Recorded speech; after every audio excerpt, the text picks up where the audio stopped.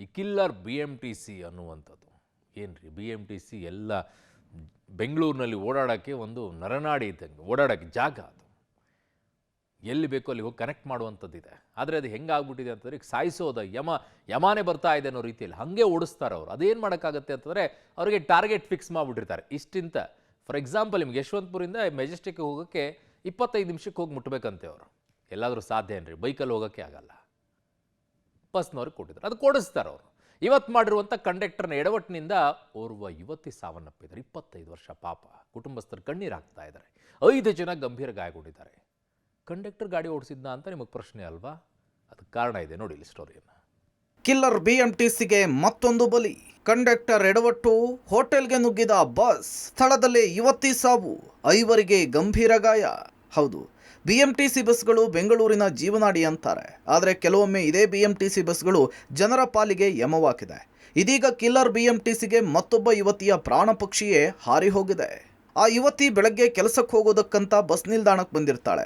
ನಿಲ್ದಾಣದ ಪಕ್ಕದಲ್ಲೇ ಇದ್ದ ರಸ್ತೆ ಬದಿಯ ಹೋಟೆಲ್ ಒಂದರಲ್ಲಿ ತಿಂಡಿ ಪಾರ್ಸಲ್ ತೆಗೆದುಕೊಳ್ಳುವುದಕ್ಕೆ ಹೋದಾಗ ಯಮನ ರೂಪದಲ್ಲಿ ಬಂದ BMTC ಬಾಳಿ ಬದುಕಬೇಕಿದ್ದ ಯುವತಿಯನ್ನ ಬಲಿ ಪಡೆದಿದೆ.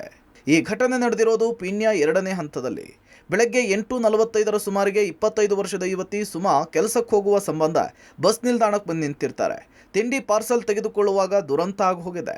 ಮೆಜೆಸ್ಟಿಕ್ ಟು ಪೀಣ್ಯ ಮಾರ್ಗದ BMTC electric bus Peenya second stage ಬಳಿ ಬಂದು ನಿಂತಾಗ ಚಾಲಕ ದಿಲೀಪ್ ಬಸ್ನಿಂದ ಕೆಳಗಿಳಿದು ಹೋಗಿದ್ದಾನೆ. ಈ ವೇಳೆ ಬಸ್ನಲ್ಲಿದ್ದಂತಹ ಕಂಡಕ್ಟರ್ ರಮೇಶ್ ಚಾಲಕ ಇಲ್ಲ ಅಂಥೇಳಿ ತಾನೇ ಬಸ್ಸನ್ನು ತೆಗೆಯೋದಕ್ಕೆ ಮುಂದಾಗಿದ್ದಾನೆ. ಈ ವೇಳೆ ಬಸ್ ನಿಯಂತ್ರಣ ತಪ್ಪಿದ್ದು ಎದುರುಗಡೆ ಇದ್ದಂತಹ ಫುಟ್ಪಾತ್ ಹತ್ತಿ ಹೋಟೆಲ್ ಒಂದಕ್ಕೆ ಗುದ್ದುಬಿಟ್ಟಿದೆ. ಇದೇ ವೇಳೆ ಯುವತಿ ಕೂಡ ತಿಂಡಿ ಪಾರ್ಸಲ್ ತೆಗೆದುಕೊಳ್ಳುವುದಕ್ಕೆ ಬಂದಿರ್ತಾಳೆ. ಬಸ್ ಗುದ್ದಿದ ರಭಸಕ್ಕೆ ತೀವ್ರವಾಗಿ ಗಾಯಗೊಂಡಿದ್ರು.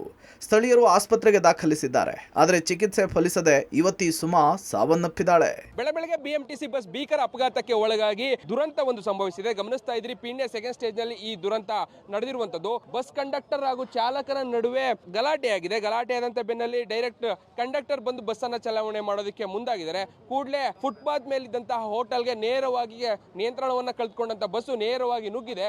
ಪರಿಣಾಮ ಫುಟ್ಪಾತ್ ಮೇಲೆ ಇದ್ದಂತವರು, ಹೋಟೆಲ್ ನಲ್ಲಿ ಇದ್ದಂತವರು ಗಂಭೀರವಾಗಿ ಗಾಯಗೊಂಡು ಬಹಳ ಚಿಂತಾಜನಕ ಸ್ಥಿತಿಗೆ ತಲುಪುವಂತ ಪರಿಸ್ಥಿತಿ ನಿರ್ಮಾಣ ಆಗಿದೆ. ಗಮನಿಸ್ತಾ ಇದ್ರಿ, ಇದು ಆಕ್ಸಿಡೆಂಟ್ ನಲ್ಲಿ ಆಗಿರುವಂತಹ ದೃಶ್ಯಾವಳಿಗಳು.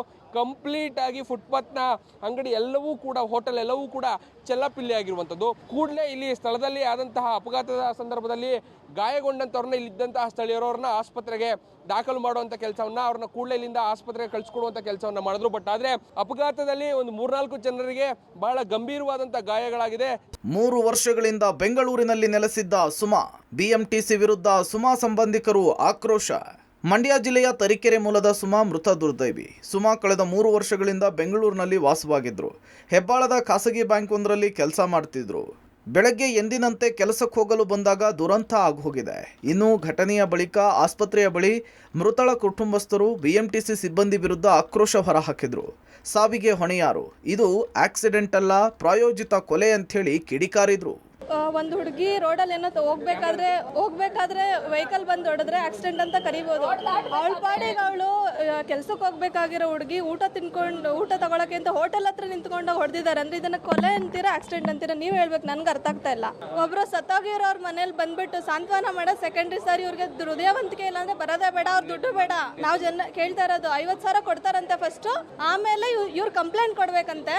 ಮಗಳನ್ನ ಕಳ್ಕೊಂಡು, ತಂಗಿ ಕಳ್ಕೊಂಡು ಕಂಪ್ಲೇಂಟ್ ಕೊಡ್ಬೇಕಂತೆ. ಒಂದ್ ಮಾನವೀಯತೆ ಬೇಡ? ಅವರು ಕನ್ವಿನ್ಸ್ ಮಾಡ್ಕೊಳಕ್ ಬಂದಿದ್ದಾರೆ ನಮ್ಮ ಹತ್ರ. ಈಗ ಆಗೋಗಿದೆ, ಗೌರ್ಮೆಂಟ್ ಇಂದ ನಿಮ್ಗೆ ಏನ್ ಬರ್ಬೇಕೋ ಎಲ್ಲ ಬರುತ್ತೆ. ದುಡ್ಡು ಬಂದ್ರೆ ಜೀವ ಉಳಿಯುತ್ತಾ? ನಮ್ ತಂದೆ ತಾಯಿನ ಸಾಕ್ತಾರ ಅವ್ರ ದುಡ್ಡು? ನಮ್ ತಂದೆ ತಾಯಿಗೆ ಇದ್ದಿದ್ದೆ ಅವಳು, ಯಾರು ಸಾಕ್ತಾರೆ ಇವಾಗ ನಮ್ ತಂದೆ ತಾಯಿಗೆ? ನಾವ್ ಏನ್ ಹೇಳ್ಬೇಕು?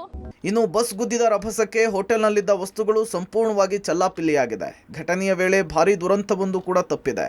ಬಸ್ ಗುದ್ದಿದಾಗ ಹೋಟೆಲ್ನಲ್ಲಿದ್ದಂತಹ ಸಿಲಿಂಡರ್ಗೂ ಕೂಡ ಬೆಂಕಿ ತಗುಲಿದೆ. ಸ್ಥಳದಲ್ಲಿದ್ದವರ ಸಮಯ ಪ್ರಜ್ಞೆಯಿಂದ ಶೀಘ್ರವೇ ಬೆಂಕಿಯನ್ನು ನಂದಿಸಿದ್ದು ಭಾರೀ ದುರಂತವೊಂದು ತಪ್ಪಿದಂತಾಗಿದೆ. ಇಲ್ಲಿಂದ ಗುಂಗುಟಪಡೆ ಹೋಗ್ತಿದ್ದೆ. ಆ ಟೈಮ್ ಏನಾಯ್ತು ಅಂದ್ರೆ ಬಸ್ಸು ಇದಾಗಿರೋದು. ಬಸ್ ಹತ್ತಿ ಒಂದು 2 ನಿಮಿಷ ಅನ್ಸುತ್ತೆ ಅಷ್ಟೇ. ಅಲ್ಲಿ 8:20 ಇದಾಗಿತ್ತು ಅವಾಗ ಅಷ್ಟೇ.